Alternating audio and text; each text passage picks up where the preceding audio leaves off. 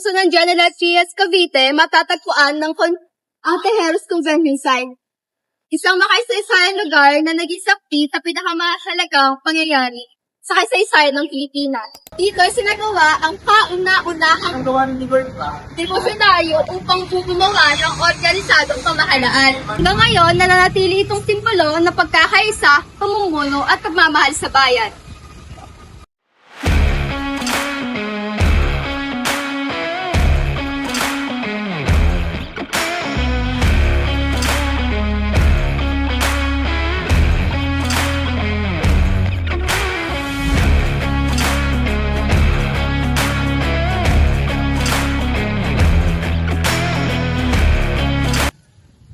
Maligayang pagdating sa Tejeros Convention Site. Dahil muna tayo, pumasok muna.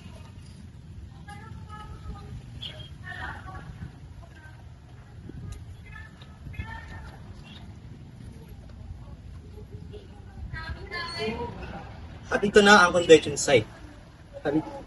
Alam mo ba, ang lugar na ito ay isang pinakamahalagang makasaysayang talk sa General Trias Cavite.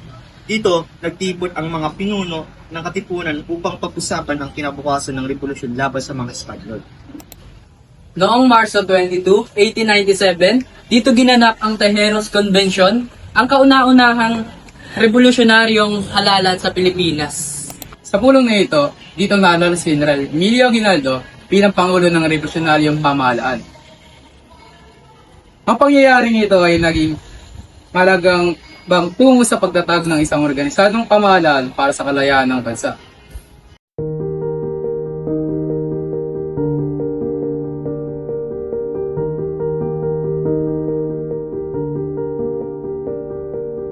Ang Tejeros Convention Site ay hindi lamang nag-iisang masaysayang lugar. Ito rin ay simbolo ng pagkakaisa, mabuting pamumuno at pagmamahal sa ating bayan.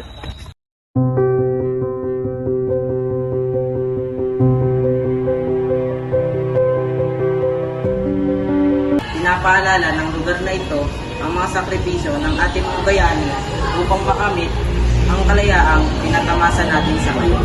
Sa pagbisita dito, mas naunawaan natin ang mga pangyayaring humukol sa kasaysayan ng ating bansa. Ulit na kahulugan. Ang Tejeros Convention Site ay isang destinasyong dapat bisitahin ng mga mag-aaral, pamilya at mga turistang nais matuklasan ang mayamang kasaysayan ng Pilipinas.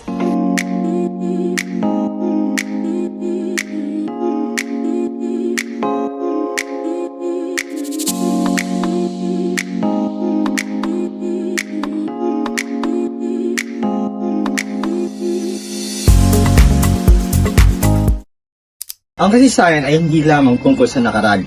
Isa rin itong inspirasyon upang maging responsable at makapayang mamamayan. Kaya't halina at bisitahin natin ang Tejeros Convention Site sa General Trias Cavite.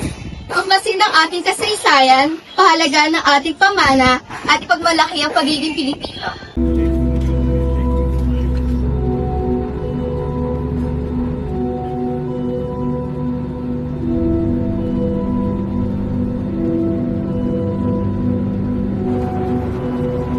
Ang Tejeros Convention Site ay nagsisimbolo ng pagkakaisa, pamumuno at pag-asa. Isa pa man ang dapat alalahanin, pangalagaan at ipasa sa susunod na henerasyon. General Trias Cavite, kung saan ang buhay ay kasaysayan.